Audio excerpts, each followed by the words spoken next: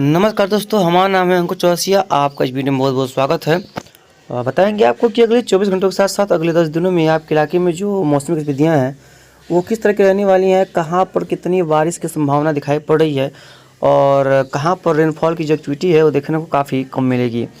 यानी कि किस इलाके में अच्छी वर्षा की संभावना है और किस इलाके में जो वर्षा है वो देखने को फ़िलहाल बहुत कम मिलने की संभावना है या देखने को मिलेगी ही नहीं। तो अगर बात करें वर्षा की गतिविधियाँ की तो देखेंगे तो फ़िलहाल जो वर्षा है वो सीमित दायरे में रह गई है, यानी कि सिमट गई है। मतलब कि जैसे कि फ़िलहाल जो इस समय उत्तर पूर्वी मानसून का आगमन होता है, इस तरह से यहाँ पर से जो मानसूनी हवाएं आती हैं, लेकिन आप देखिए एक हल्का एंटी साइक्लोन यहाँ पर बना हुआ है, एक सर्कुलेशन यहाँ पर बना हुआ है, एक एंटी साइक्लोन यहाँ पर बना हुआ है और एक जो लो प्रेशर यहाँ पर बना हुआ है, एक एंटी साइक्लोन यहाँ पर बना हुआ है। तो भाई साहब जो यहाँ पर जो कह सकते हैं कि सिस्टमों का खदान खुला हुआ है, वो एंटी साइक्लोन हो या सर्कुलेशन हो या लो प्रेशर एरिया हो या कोई भी हो, उनका यहाँ पर खदान खुला हुआ है। यानी कि हर जगह पे जो है सिस्टम ही सिस्टम दिखाई पड़ रहे हैं।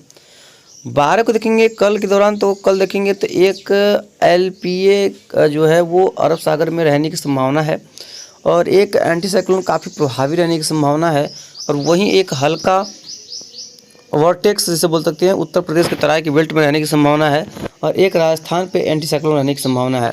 यानी कि सिस्टम पे सिस्टम ही यहाँ पर नज़र आ रहे हैं। कई इलाकों में बहुत अच्छे खासे सिस्टम जो है वो नज़र आएंगे और कई इलाकों में काफ़ी ठीक ठाक जो सिस्टम की गतिविधियाँ वो देखने को मिल सकती हैं। ये संभावनाएँ काफ़ी प्रबल नज़र आ रही हैं। देखिए ये वर्टेक्स तो यहाँ पर बना रहेगा, लेकिन आपको बता दें कि यहाँ पर इसको नमी नहीं मिलेगी, ना अरब सागर से नमी मिलेगी, ना ही बंगाल खाड़ी से कोई नमी मिलेगी। तो इसकी वजह से क्या होगा कि यहाँ पर वर्षा की गतिविधियाँ फिलहाल देखने को बिल्कुल नहीं मिलेंगी। ये जैसे कि हमने आपको पहले भी बताया था, ये जो सिस्टम्स हैं ये शुष्क सिस्टम होते हैं जो कि हवा को ऊपर तो उठाते हैं, लेकिन हवा में नमी नहीं होती है तो वो कंडेंस नहीं होती हैं, तो बादल नहीं बनते। देखिए कल भी सिस्टम बना ही रहेगा और देखेंगे कल तो जो 14 तारीख के आसपास 14 का एंटी साइक्लोन यहाँ प्रभावी रहेगा। 15 के आसपास देखेंगे तो जो तराई के बेल्ट में सिस्टम बना ही रहेगा। ये वर्टेक्स है और यही अगर मानसून में बनता तो यहाँ पर कई इलाकों में बहुत अच्छी वर्षा देता, लेकिन ये जो मानसून में नहीं है तो मानसूनी हवाएं भी नहीं हैं और लगभग मानसूनी हवाएं जो है उत्तर प्रदेश से लेकर के मध्य प्रदेश के कई इलाकों तक जो है कल ही हट चुकी हैं और आज और भी आगे तक इसके हटने की पूरी संभावना दिखाई पड़ रही है।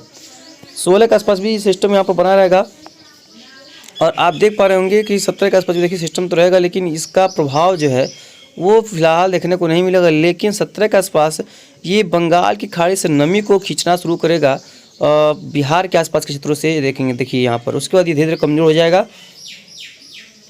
और 19 के आसपास देखेंगे तो एक अरेबियन सी में सिस्टम उभरता हुआ नज़र आ रहा है जो वर्षा गतिविधियों को इन्हेंस करने में काफ़ी जो मदद करेगा। कर्नाटका, महाराष्ट्र, केरला और 21 के आसपास देखेंगे दिखा रहा है कि ये जो धीरे धीरे अरब सागर की तरफ बढ़ता जाएगा और धीरे धीरे ये चला जाएगा ओमान की तरफ। उसके बाद दिखाई पड़ रहा है कि एक नया सिस्टम बंगाल की खाड़ी में उभरता नज़र आ रहा है और आंध्र प्रदेश के आसपास के क्षेत्रों पे ये जो है वो लैंडफॉल करेगा। उसके बाद ये भी धीरे धीरे जो है वो अरब सागर की तरफ जो है वो प्रवेश करेगा। ये दिखा रहा है SMWF कि ये थोड़ा सा सिस्टम कमज़ोर रहेगा, लेकिन इसका प्रभाव जैसा कि हमने आपको पहले बताया था कि महाराष्ट्र, मुंबई और कर्नाटका, केरला वगैरह में, तमिलनाडु, आंध्र प्रदेश के क्षेत्र में काफ़ी प्रबल प्रभाव जो है इसका देखने को मिलेगा। कई इलाकों में बहुत तेज़ वर्षा की संभावना नज़र आएगी और भीषण वर्षा भी देखने को उस दौरान कई इलाकों में मिलने की प्रबल संभावना दिखाई पड़ रही है। GFS की अगर बात करें तो GFS की भी देखेंगे तो आज 11 तारीख का दिन है, यानी कि 11 अक्टूबर है और आज की बात देखेंगे कल के दौरान, तो कल जो एंटी साइक्लोन है वो राजस्थान से लेकर के मध्य प्रदेश तक प्रभावी रहने की संभावना है। इवन 13 के आसपास भी कंडीशंस वही रहेंगी, 14 के आसपास भी कंडीशंस जो हैं वही रहने की संभावना है। एंटी साइक्लोन पूर्वी मध्य प्रदेश के ऊपर प्रभावी रहेगा। और बात करेंगे अगर 15 तारीख के आसपास देखेंगे तो 15 के आसपास भी देखेंगे कोई भी सिस्टम बनता नज़र नहीं आ रहा है। हाँ, तमिलनाडु कोस्ट पे एक सिस्टम जरूर से दिखाई पड़ेगा, आपको देख पाएंगे यहाँ पर निचले इलाकों पे श्रीलंका वगैरह में। और वहीं 16 तारीख के आसपास देखेंगे तो ये जो सिस्टम है वो अरेबियन सी में धीरे धीरे स्ट्रॉन्ग होगा 17 तारीख के आसपास और इवन 18 के आसपास भी देखेंगे इसी तरह कंडीशन जो है दिखाई पड़ रही हैं। 19 के आसपास देखेंगे तो जो अरेबियन सी का सिस्टम है वो केरला के काफ़ी करीब होगा और ये धीरे धीरे काफ़ी स्ट्रॉन्ग होता हुआ जाएगा और ये ओमान की तरफ जाएगा। उसके बाद देखेंगे 22 के आसपास देखेंगे तो एक नया सिस्टम बंगाल खाड़ी में बनता रहेगा, यानी कि हिंद महासागर में कह सकते हैं। उसके बाद धीरे धीरे उत्तर की तरफ आएगा और ये तो दिखा रहा है कि ये ज़बरदस्त जो है वो चक्रवाती तूफान का जो है रूप लेने वाला है। यानी कि इसका मानना है कि ये एक ज़बरदस्त चक्रवाती तूफान ये बनने जा रहा है और काफ़ी स्ट्रॉन्ग सिस्टम ये देखने को मिल सकता है, तो इससे सतर्क रहने की ज़रूरत है। तो जेफएस तो अपने एक अलग ही रंग में है कि यहाँ पर जो सिस्टम बनेंगे और ये देखिए काफ़ी स्ट्रॉन्ग सिस्टम जो है वो निकल के सामने आ रहा है। देखिए यहाँ पर ये चक्रवाती तूफान जो है बहुत स्ट्रॉन्ग सिस्टम दिखाई पड़ रहा है। इसमें अगर हवा की रफ्तार देखा जाए कि 150 किलोमीटर प्रति घंटे की रफ्तार है और ये स्ट्रॉन्ग होगा।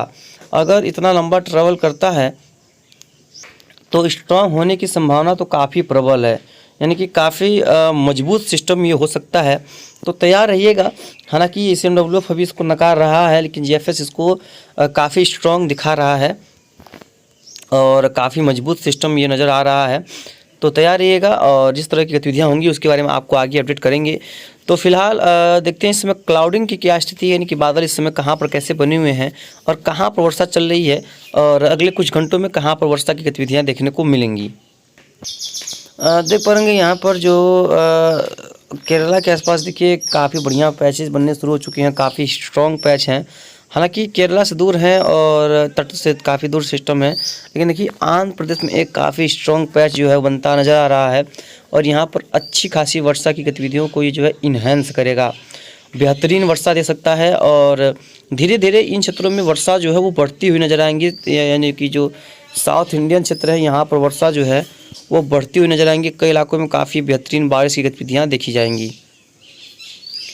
चूँकि आपको पता होगा कि जैसा कि हमने बताया आपको कि जो मानसून है कल यहाँ से लेकर के यहाँ तक जो है पूरा विदाई ले चुका है और आज और भी आगे बढ़ सकता है। आज नहीं तो कल के दौरान यानी कि 14-15 के आसपास ये जो पूरा भारत से लगभग मानसून की वापसी होने की संभावना रहेगी और जो वर्षा की गतिविधियाँ हैं वो तो रुक ही चुकी हैं और आने वाले दिनों में कोई खास स्ट्रॉन्ग वेस्टर्न डिस्टर्बेंस भी नहीं आ रहा है और कोई खास वर्षा की गतिविधियाँ भी देखने को नहीं मिलेंगी, इसकी पूरी उम्मीद नज़र आ रही है। तो जो भी होगा जैसा भी होगा इसके बारे में आपको लगातार आगे अपडेट करते रहेंगे और नए हों तो चैनल को सब्सक्राइब कीजिएगा, लाइक कीजिएगा, शेयर कीजिएगा अपने दोस्तों के साथ, जैसे उनको सही से सही और सटीक जानकारियाँ मिल सकें। तो लगातार चैनल बने रहेगा और फिर से मिलते हैं शाम तक और बताते हैं कि क्या इसमें चेंजेज आए हैं, क्या इसमें बदलाव आया है। अगर साउथ के लोग आप लोग हैं साउथ के इलाके के तो तैयार रहिए, क्योंकि बड़े से बड़े सिस्टम का अटैक यहाँ पर देखने को मिलने वाला है। नवंबर में भी एक बढ़िया जो साइक्लोन हैं वो देखने को मिल सकते हैं। हालांकि वो खतरनाक होते हैं लेकिन फिर भी जो है देखने को मिल सकते हैं। मिलते हैं इसके नेक्स्ट वीडियो में। धन्यवाद।